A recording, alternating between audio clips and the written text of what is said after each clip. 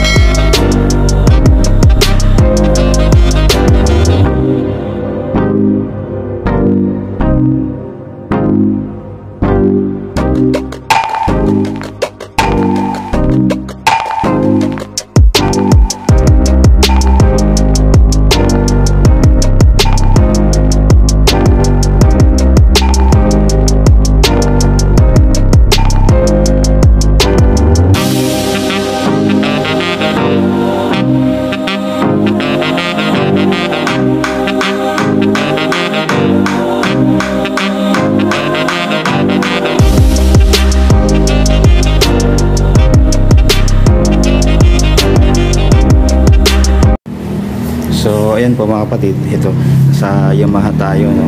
Ito, nakita natin mga kapatid itong Aerox 155 na limited edition.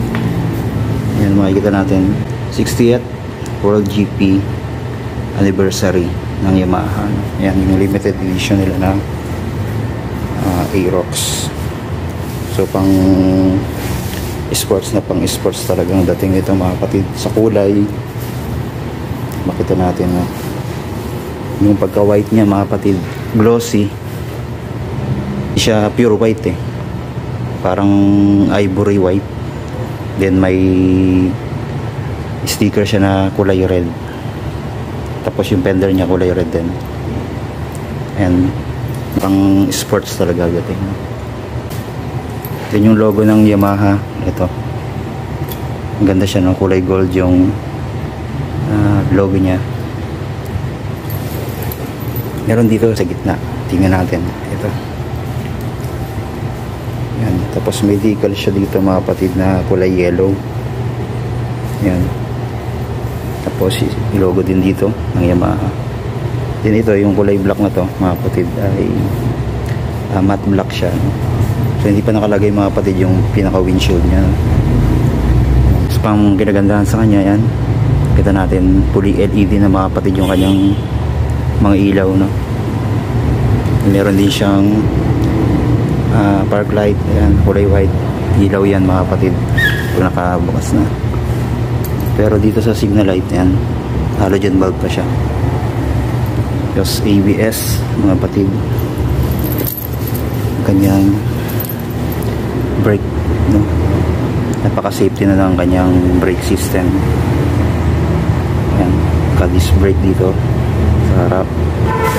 Then yung caliper nya, ayan, naka-telescopic fork. Sa fender sa harap, ayan, napaka ganda, pang sports talaga. Then dito sa kanyang panel, makita natin fully LCD panel na, no?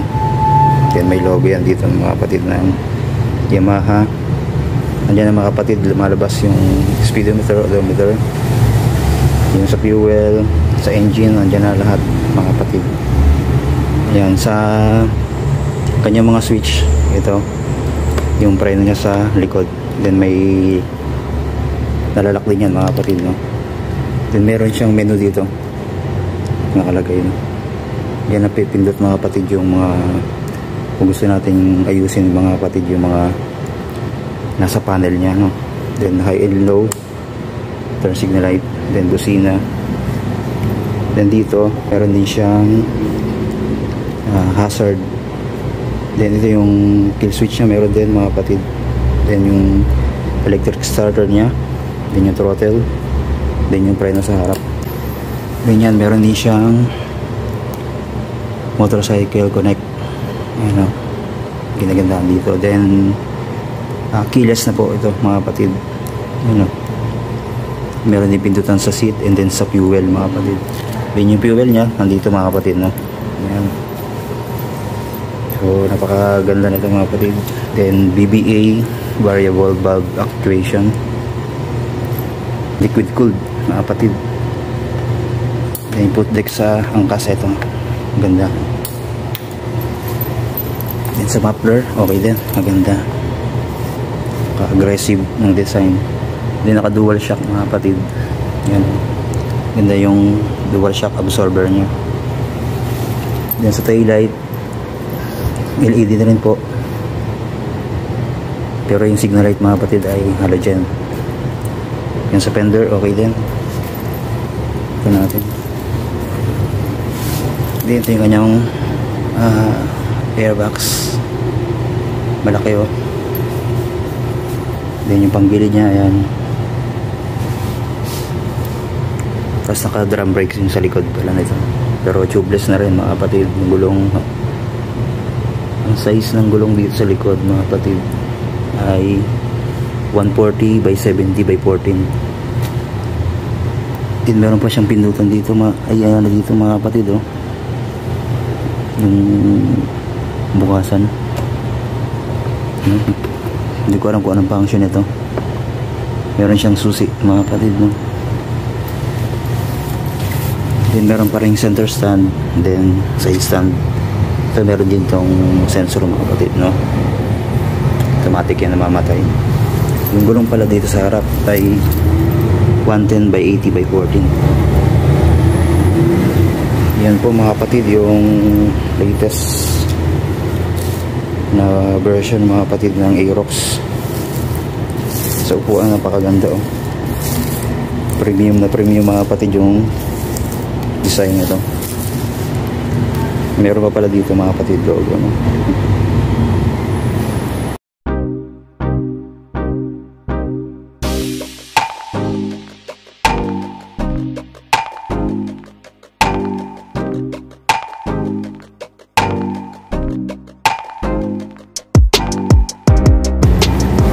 Ito naman yung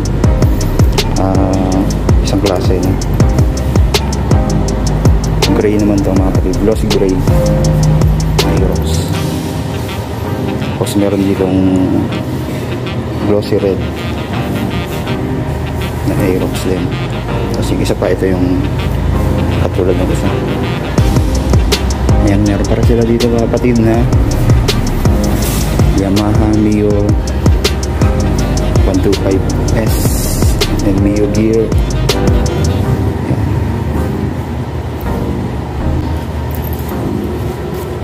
Ay 125S 75,000, down payment 7,600. Ayan po yung mga monthly nila, no? Ito natin. Ayan dito, ito yung isang klase matte blue ay 125 72. Yung installment nyo.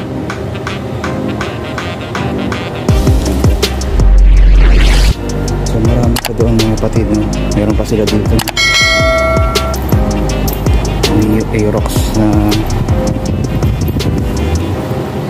ito naman yung Pine Geo Trick mga kapatid na Aerox limited edition din to mga kapatid. Yan. Matte naman ang kulay nito. Tapos meron siyang mga decals na find your trip. Yan.